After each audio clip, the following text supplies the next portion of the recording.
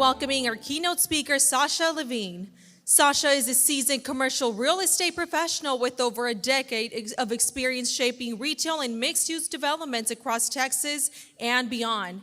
She joined Levcor in 2018, where she leads leasing, marketing, tenant advisory, and development strategy. Sasha began her career in urban retail properties in Chicago and later moved to Dallas, where she worked on the high-profile Dallas Farmers Market redevelopment, North Texas's first food hall, which earned her team the Best Community Impact Deal from the Dallas Business Journal.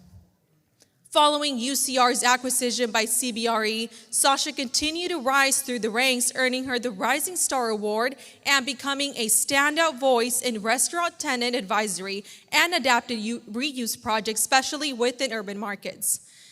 Today, she's recognized as one of Houston's top urban retail consultants, having worked with a wide range of well-known clients, including Yeti, Total Wine, Peter Miller, Heinz, and many, many more. Sasha is also an active industry leader, serving on the Uptown Houston District Board of Directors, and is a proud graduate of Northwestern University. Please give a warm welcome to Sasha Levine.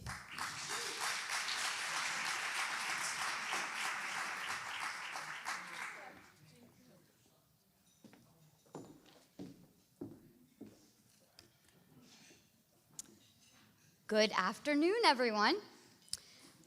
First off, I want to thank the Governor's Office, the City of Pharr, the Pharr Economic Development Corporation, and the amazing organizers of this event for the warm welcome and for bringing us all together to celebrate business, growth, and opportunity in South Texas. It's a real honor to be here today. My name is Sasha Levine, and I'm an Executive Vice President at Levcor, a commercial real estate development company based in Houston, Texas. But more importantly, I'm here today because of something we at Levcor are incredibly proud of: the story and the success behind Pharr Town Center. Now, when most people think of commercial real estate, they think of spreadsheets, leases, and permits. But for me, and especially for my family, it's personal. Because Levcor is a second-generation family business. My father, Larry Levine, started the company back in 1980, and somehow still finds a way to critique my emails 45 years later. My dad grew up in Eagle Pass, Texas, a border town like Pharr, and he had this deep-rooted understanding of the power and potential of South Texas long before most national developers knew how to pronounce Pharr. I mean, honestly, half of them, especially from the West Coast and the East Coast, still don't. We've heard everything from Parr to Fair to Har, but my father knew. He had a vision for places like this. And in 2007, Levcor purchased a property here in Pharr that many others had overlooked or given up on: the old El Centro Mall. Some of you may remember it. It was one of the first enclosed malls in the region, with construction starting way back in 1971. By the time we acquired it, it had certainly seen better days. Fast forward to today, and Pharr Town Center is a 470,000 square foot shopping and entertainment destination that is not just surviving, but thriving, right here in the booming Rio Grande Valley. So the story behind the success. How did we go from an aging mall to a bustling powerhouse of retail and restaurants?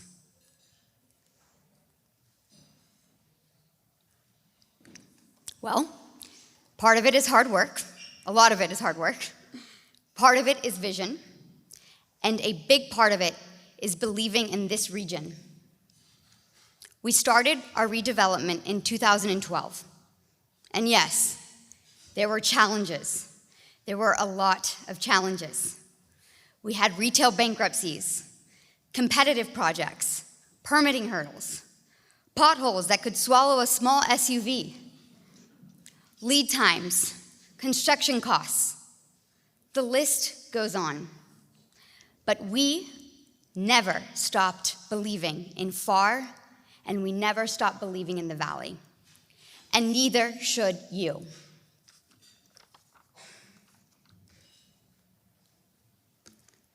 Today, Pharr Town Center is home to top-tier national tenants, including TJ Maxx, Ross, Cinemark, Main Event, Academy, Crunch Fitness, Cost Plus World Market, Texas A&M University, and many, many more. And here's the headline everyone wants to hear. IKEA is coming to Pharr.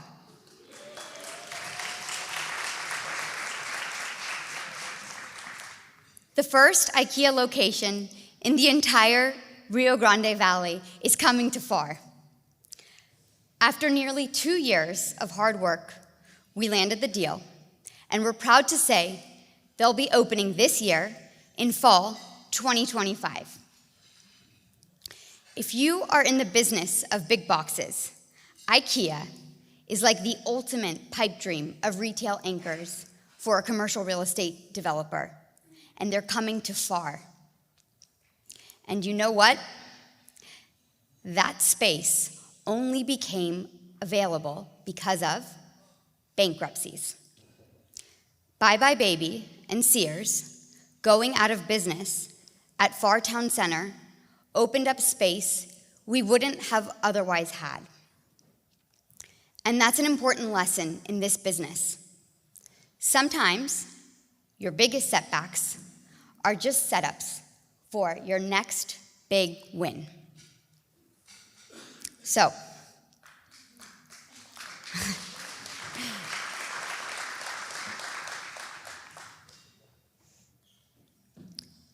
why the Rio Grande Valley? Let's talk about why Pharr and why this region have worked so well. Not just for Levcor, but for our tenants, for our partners, and for our customers. One of the key things we learned about Pharr Town Center is that this city and this region serve three incredibly unique customer bases. Firstly,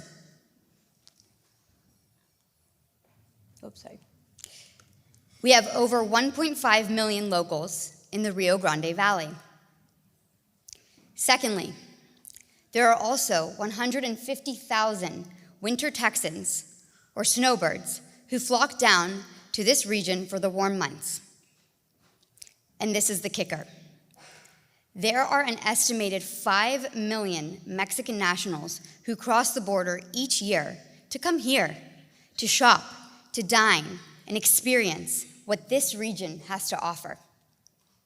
So, if you're a business looking at the Valley and relying on a traditional US-based data provider to tell you what your traffic will be when you start a business here, you're missing half the story. We've had tenants open understaffed because they just didn't believe us when we told them how strong their traffic would be. They only anticipated their American customer base, and they never considered the narrative behind the traffic coming from south of the border. And then we get a call a week later after opening, every single time. We ran out of inventory. We're short-staffed. We need to extend our hours. It's so busy. Help. It's the best call. Pharr and this Rio Grande Valley region has a booming national economy. And that is something that you need to take advantage of and really think about. The Pharr International Bridge is one of the busiest commercial ports in the country. It connects directly to Reynosa, Mexico, and supports a binational supply chain that fuels logistics, retail, and industry in ways that most US metropolitan cities can only dream about. Pharr isn't just open for business, it's uniquely positioned at the crossroads of international commerce, regional growth, and cultural exchange. We're seeing SpaceX revolutionizing the Rio Grande Valley area. Liquid natural gas companies and corporate tourism are booming. And the population here is young, bilingual, and driven.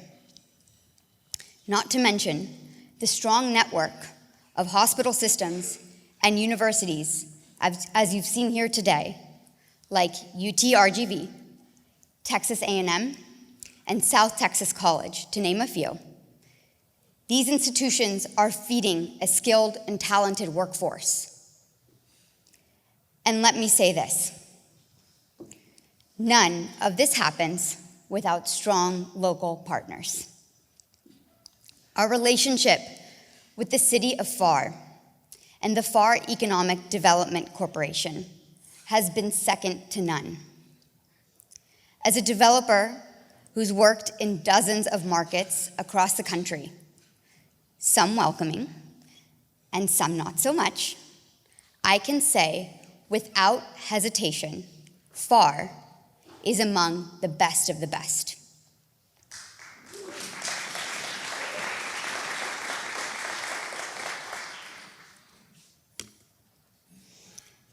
So I want to talk about our lessons learned to summarize. Let me leave you with a few takeaways from our journey with Pharr Town Center, where we came from, where we are today, and where the center is going. Firstly, believe in the markets that others ignore. Levcor saw value here decades ago, when most national developers couldn't even locate the valley on the map. They missed out. Embrace binational opportunity. The valley is uniquely positioned to thrive on US and Mexico commerce and culture. Thirdly, and very importantly, partnerships matter. The city of Pharr and the Pharr Economic Development Corporation has been a true partner, motivated, creative, and committed to our vision and the vision we have together to make this community better and bring it to its full potential. The people deserve it. Retailers underestimate this market until they don't. Then they call us back every time, truly every time, and say, "Why didn't you tell us to do this sooner?" And we say, "I tried." And now they've opened 2, 3, 4 locations within a 3-mile radius. The sales don't lie.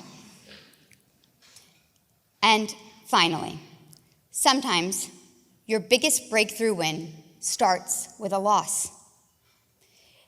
As a business, you must always be ready to pivot and pursue the opportunity in every challenge, because there always is an opportunity in a challenge. When one door, or one storefront in our case, closes, another door opens. For IKEA. So my final thoughts. We are so proud of what Pharr Town Center has become, but even more excited about what it represents. Pharr Town Center represents a model for growth, for binational commerce, for the future of retail in underserved and misunderstood markets that are ripe for development and opportunity.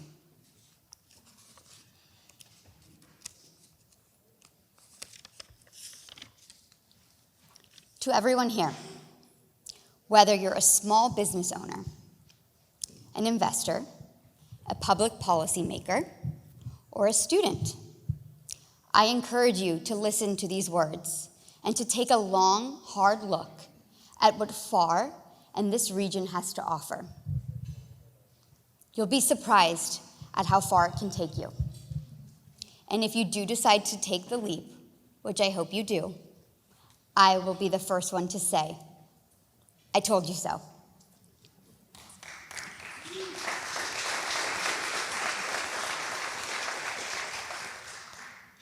So, thank you so much.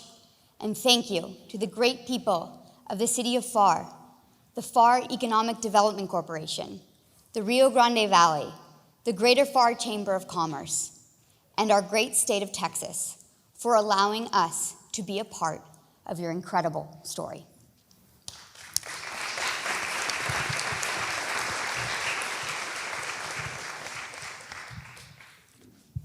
So that wraps up my keynote speech, but I wanted to hand this over to Brian as well for a question and answer.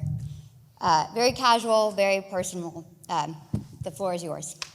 Anybody have any questions for her? When will Trader Joe's be here? You want to come and work for us? We've been pushing very hard. And like I mentioned, in this speech and what I was saying about Pharr Town Center, a lot of these national retailers that are based, on the East Coast, on the West Coast, with major corporate boards, are used to, unfortunately, relying on US-based data software that never fully predicts how fruitful and prosperous a location in South Texas will be. And like I said, once they open, it's like this mind-blowing, realization for every single one of these companies, and they start to roll out pretty quickly. We saw that with Ross, we've seen it with Academy. I think IKEA will follow suit. And so with that, we've had several conversations with them, and they're focused on major urban metros until they're not, and they realize this is a very under-the-radar market that needs to receive some attention. So we're all on the same team. I'm a big fan of Trader Joe's, and I'm a big fan of Pharr and the Rio Grande Valley, and we're working on it. Any other questions? Oh, come on. Since I've been here, I've had 50 questions. I know you're not shy.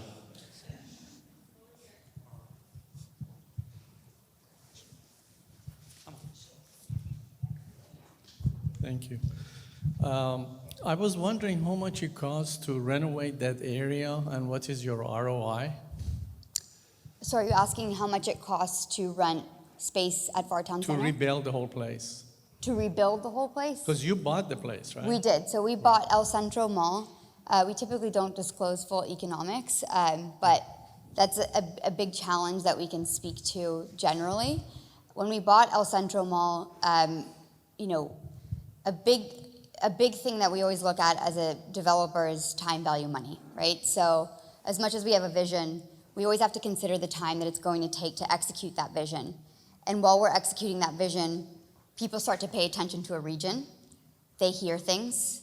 We work in a big business that's a very small world. So when certain tenants start to talk about this new market that's on their radar, other developers start to pay attention. And what happens with that is we have to consider lead times and the time it takes to actually lease up a center and how that affects evolving costs, specifically higher construction costs. And so when we look at our multi-phase approach to Pharr Town Center, originally we started with a vision to actually repurpose a portion of El Centro Mall until we actually realized that it would be better to start from scratch and have a blank canvas. And that was a lesson that we did have to learn, because when you have an existing building on a site, it oftentimes, at first glance, and it oftentimes is the truth, it does make more sense to use the existing structure than to repurpose it. And then through the retrofitting process and trying to understand between architects and contractors and specific tenant needs that we were pursuing, the retrofitting of the existing structure actually was more costly than to scrape it and start from scratch. And like I said, we bought this in 2007, and it's 2025, and we're now finally finishing the last phase and of a 470,000 square foot center. So we don't necessarily always disclose our cost to purchase and where we're at financially right now, but I can tell you it's been fruitful, but it's definitely been a process that's taken decades, and you just have to really stick with your vision. Well, I'm assuming you know about the La Plaza Mall. I do. That it's probably one of the best mall in the nation. It As is. So did you look at that before you make that decisions to start building and Right. developing that area? So that's a great question. It's something that we look at as a developer and as a shopping center owner. It's important to have competition in a market. It means the market is vibrant, and we're not afraid of it. I think it's great. It drives more customer traffic. But as it relates to our vision for Pharr Town Center, I think it's always important to lead with what you think is best for the property, and really lead with who is your audience, and never get distracted from that. Because La Plaza Mall is an incredible mall, and it's a very successful mall. You're right, I think it's historically like a top 3 mall in the country. I don't know exactly today where it stands, but it's definitely at the top of its game. The customer shopping there is also shopping at Pharr Town Center, but they're shopping for different things. And so I think it's always important to stay consistent with what your message is and your audience and your customer base, and understand the cross-shopping patterns that you're trying to create, and really establish that special mousetrap within your property, regardless of what everybody else is doing. And so there are certain tenants, for example, that will look at both centers, but there are also certain tenants that will only look at our center or will only look at La Plaza, and we're great with that. We're good with that. There's enough to go around, and we love that La Plaza does extremely well. But for us, we're always consistent with our co-tenancy narrative and the story that we want to tell with our property. All right, any other questions?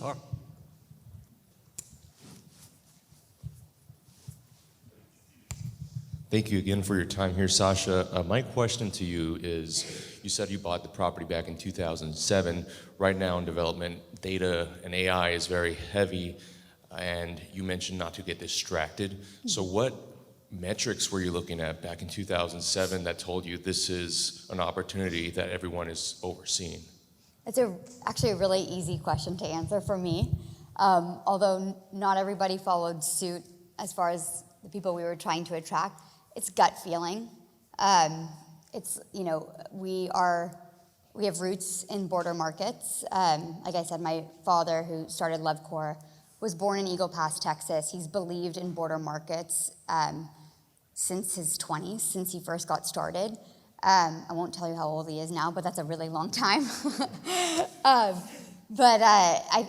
think it's a gut feeling, right? And you need to really, if you believe that something is meant for a property and something is meant for a community, and you know what that community wants, AI can't do that. Now, AI can tell you how to make that better, but an AI can tell you how to pursue certain prospects and how to paint a certain narrative of who your psychographic and demographic consumer base is, and that helps us a lot to tell certain stories. But we still, and we're working on it, have challenges in proving up data that comes from customers south of the border. And that's certainly something that we're working on, we're constantly working on. We've worked as a case study with a lot of American-based data providers, but a lot of them base their data on mobile cell phone data, and they can't pull that data until that cell phone is north of the border. And so when we're looking at quantifying who's coming from Monterey, we know it's a lot. You all know it's a lot. We can't exactly quantify how many people are coming and how those sales are directly related to all the traffic coming in from south of the border, because between zip codes and mobile data, it's really limited to, the confines of the United States. And so while AI is so helpful, and I'm excited for where it's taking our business, and it's making us all be smarter and work harder and more competitive, you can't replace a gut feeling. And looking at this market and knowing what we know, that gut feeling started, back in 2007, and it's thankfully, proven true.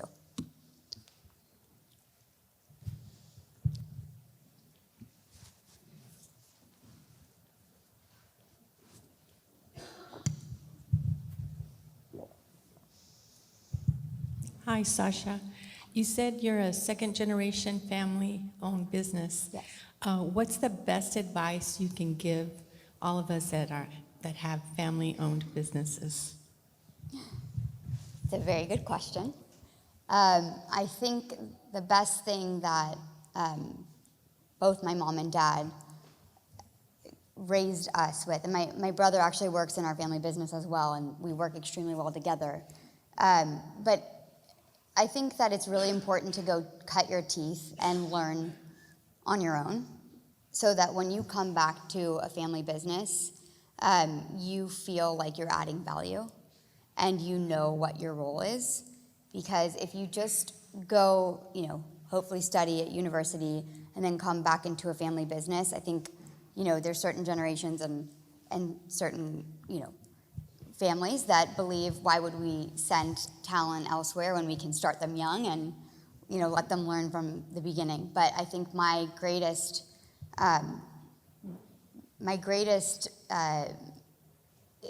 experience that I am most grateful for and thankful for is the difficult bosses that I've dealt with before coming to work with a family business that are still my mentors, that I still do business with. Some of which have done deals with us at Pharr Town Center and elsewhere. Those people that really didn't, they weren't a parent that was having to struggle between disciplining a child versus just having an employee and being tough on them. Like, that is so, so important. I think it's really important that you go and cut your teeth and get out of your bubble, get away from your family. That's comfortable. We had previous panels that mentioned getting out of your comfort zone. There is nothing more comfortable than falling back into a family business with no outside experience. And so it's easy. And I think that can then set you up for challenges within a family office because there's a certain dynamic between like family and business. And the most important thing is to come in with a business mindset and ready to do your job and ready to add value based off of your previous experience. So for me, I didn't come back into the family business until about 10 years of experience elsewhere. And that most of my experience is actually on the opposite side of the deal. So I used to represent tenants nationally, and now coming in on the ownership side as a landlord, I can speak their language. And that's invaluable for me. And just understanding that I'm here to do my job. And that, family's important, but business is just as important when you're within your family business. All right, let's take one more question. So those two tenants that you mentioned that closed down and afforded you the opportunity to bring that big name to the area. Yep. A couple things, we see the shift in retail, it's online, right? So traditional retail is taking it on the chin.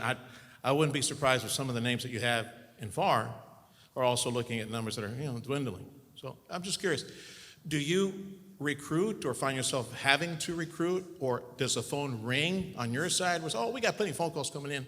And number two, do you have adjacent to the big Pharr complex, like more acreage that you can develop and create like a family destination, some tourist-based attraction, something like that? Great question.